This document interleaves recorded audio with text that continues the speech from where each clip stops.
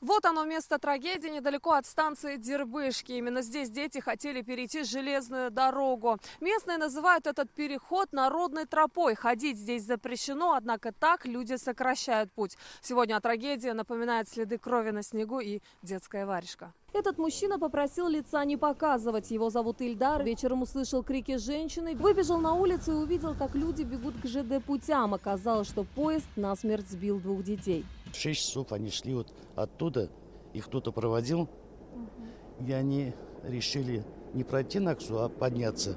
Почему они одни были вечером у железной дороги, неизвестно. Машинист сигналил им и пытался применить экстренное торможение, но многотонный состав остановить не получилось. Дети отлетели на несколько метров и упали на землю.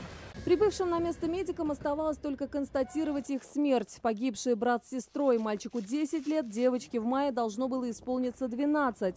Установлено, они жили недалеко от станции на улице Липатова. Росли в благополучной семье, учились в 101-й школе. Отсюда, вот с этого места, нет транспорта туда, чтобы ехать. Только через Дербышки. Переход для пешеходов находится примерно в километре от места трагедии. ЖД-пути в этом районе стали местом повышенной опасности, говорят жители. Но, по их мнению, у них нет другого выхода, поэтому приходится нарушать правила. Мостик был, а когда Наксу расширяли, этот мостик убрали. И у нас больше выхода нет, вот единственная дорога. Года 3 назад ее чистили, расширяли, мы просили сделать перила хотя бы, чтобы пройти. Сказали, нет, не положено.